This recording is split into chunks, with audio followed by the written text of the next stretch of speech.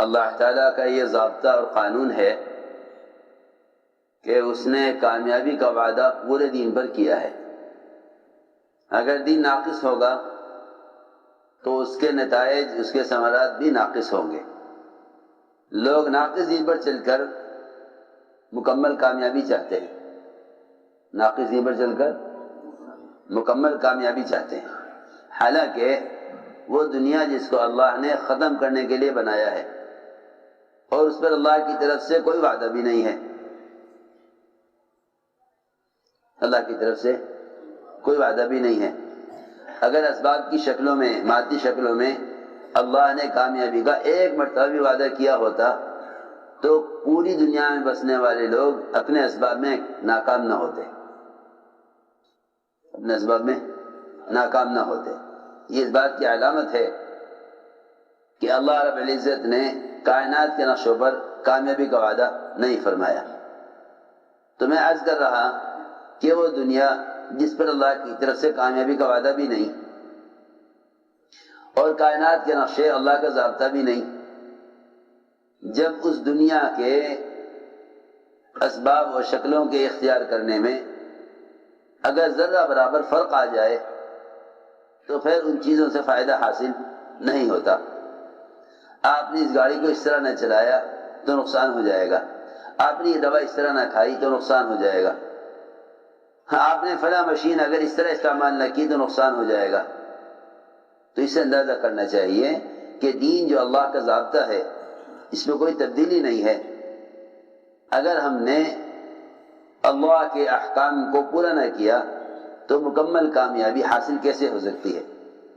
وہ مادی اسباب جس پر کامیابی کا وعدہ نہیں، اگر ان کے استعمال کے طریقوں میں تبدیلی آ جائے تو اس سے کامیابی حاصل نہیں ہوتی۔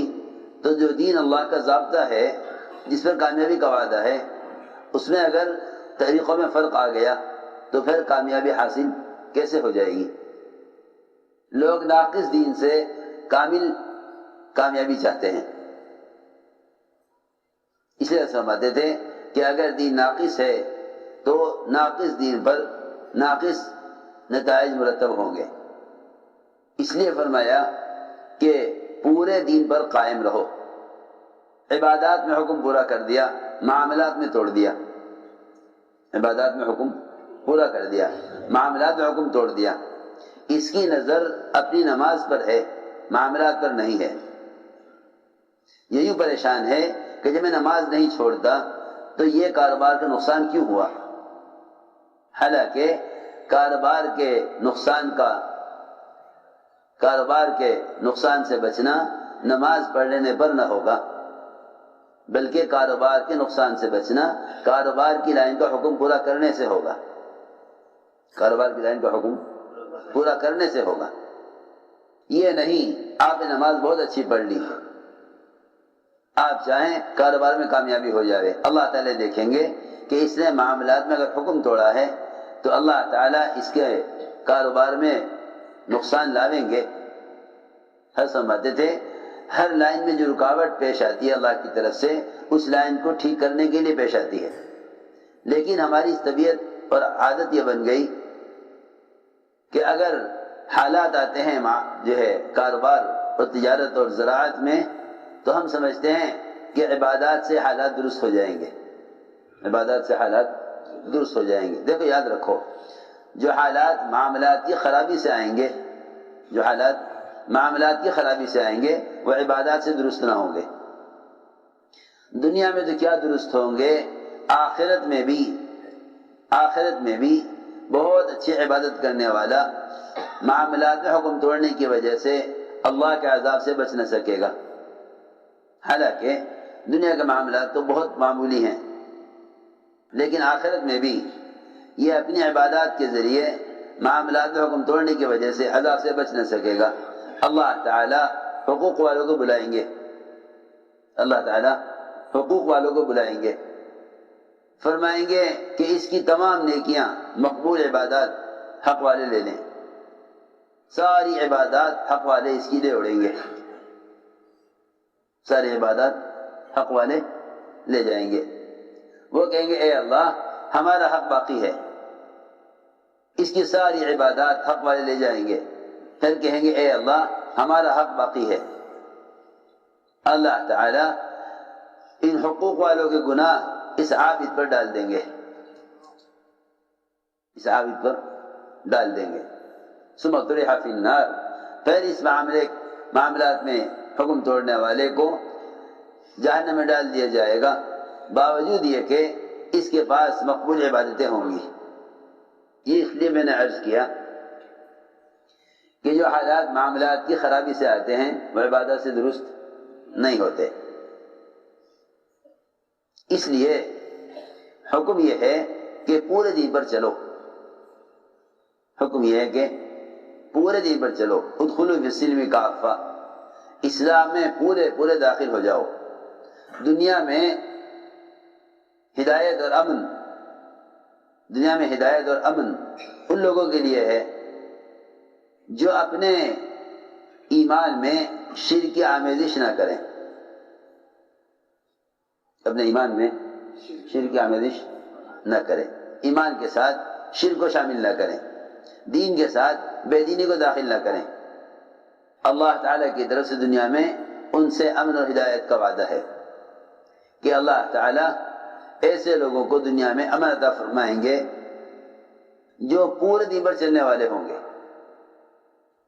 جو پورے دین پر چلنے والے۔ اللہ کی طرف سے کامیابی کا وعدہ پورے دین پر ہے۔ یہ بات بھی نہیں کہ 10% دین پر چلو 10% کامیابی مل جاوے، پھر 40% والوں کو 40% کامیابی مل جاوے، ایسا بھی نہیں ہے، ایسا بھی نہیں ہے۔ میں نے جیسا عرض کر دیا کہ باوجود مقبول عبادات کے معاملات میں حکم توڑ کر دنیا میں پریشان رہے گا، آخرت میں بھی ناکامی ہوگی، آخرت میں بھی ناکامی ہوگی۔ اس لیے دوستو عزیزوں، سب سے بنیادی بات جو عرض کرنی ہے وہ یہ کہ پورے دین پر قائم ہو، پورے دین پر قائم رہو۔ ہر آن ہر گھڑی یہ دیکھو اس لائن میں اللہ کا میرے لیے کیا حکم ہے۔ ایک وقت میں ہر شعبے کا حکم کا پورا کرنا، ایک وقت میں ہر شعبے کا حکم کا پورا کرنا، یہ دین ہے۔ دین ناقص کیوں ہوتا ہے؟ دین ناقص کیوں ہوتا ہے؟ دیکھو سنو، دین ناقص اس لیے ہوتا ہے کہ دین پر چلنے میں ہم حالات کو سامنے رکھتے ہیں، دین پر چلنے میں حالات کو سامنے رکھتے ہیں۔ مسلمانوں میں ایک طبقہ وہ ہے جو دین پر چلنے میں قانون کو دیکھتا ہے کہ قانون کیا ہے۔ اس کا مطلب یہ ہوا کہ اس نے اللہ کے قانون کے مقابلے میں حکام کے قانون کو اصل سمجھا۔ ایک بڑا طبقہ وہ ہے مسلمانوں میں جو بہت سے احکام یہ سوچ کر چھوڑ دیتا ہے کہ قانون یہ ہے، قانون یہ ہے، لہذا ہم کیا کر سکتے ہیں؟ جب حکومت بدلے گی، قانون بدلے گا، پھر عمل کریں گے۔ سننا بات بہت غور سے۔ ایک وجہ تو یہ ہے دین کے نقصان کی کہ مسلمان بہت سے احکام کو یہ سوچ کر چھوڑ دیتا ہے کہ قانون یہ ہے۔ دوسری بات یہ ہے کہ بہت سی سنتیں، بہت سے احکام یہ سوچ کر چھوڑ دیتا ہے کہ ابھی میرا ماحول اس کی اجازت نہیں دیتا۔